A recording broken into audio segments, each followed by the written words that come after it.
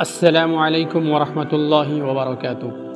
پیارے بھائیوں اور بہنوں، آج ہم بات کریں گے عید الاضحیٰ اور قربانی کے اصل پیغام پر، وہ پیغام جو ہمیں قرآن اور حدیث سے ملتا ہے۔ عید الاضحیٰ کی بنیاد حضرت ابراہیم علیہ السلام کی اس عظیم قربانی پر ہے جب اللہ نے انہیں اپنے بیٹے حضرت اسماعیل علیہ السلام کو اللہ کی راہ میں قربان کرنے کا حکم دیا۔ اللہ تعالیٰ ارشاد فرماتے ہیں سورہ صافات آیت نمبر 103 تا 105، پھر جب وہ دونوں اللہ کے حکم کے آگے جھک گئے اور اس نے بیٹے کو پیشانی کے بل گرا دیا تو ہم نے آواز دی، اے ابراہیم، تم نے خواب کو سچ کر دکھایا، بے شک ہم نیکوکاروں کو ایسا ہی صلہ دیتے ہیں۔ یہ واقعہ ہمیں بتاتا ہے کہ قربانی صرف جانور کا ذبح کرنا نہیں بلکہ اللہ کے حکم کے آگے مکمل سر تسلیم خم کرنا ہے۔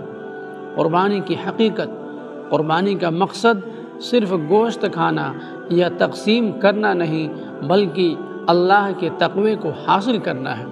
اللہ تعالیٰ ارشاد فرماتا ہے، لن ينال الله لحومها ولا دماؤها ولكن يناله التقوى منكم، سورہ حج آیت نمبر 37۔ نہ ان جانوروں کا گوشت اللہ کو پہنچتا ہے اور نہ ان کا خون، بلکہ اس کو تمہارا تقوی پہنچتا ہے، یعنی اصل چیز دل کی نیت اور اخلاص ہے۔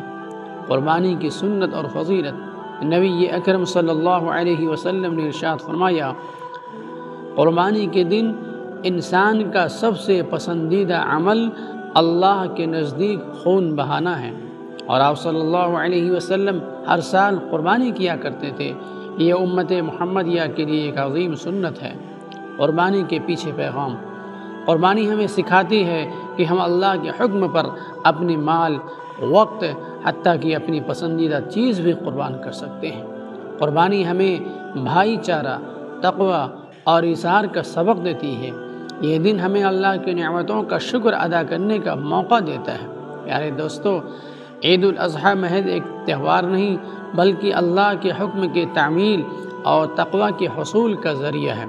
آئیے اس عید پر ہم نہ صرف جانور قربان کریں بلکہ اپنی خواہشات، ضد، حسد اور نفرت کو بھی قربان کر کے اللہ کے قریب ہونے کی کوشش کریں۔ اللہ ہمیں قربانی کی اصل روح کو سمجھنے، عمل کرنے اور اس عید کو تقوی اور اطاعت کے ساتھ منانے کی توفیق عطا فرمائے، آمین۔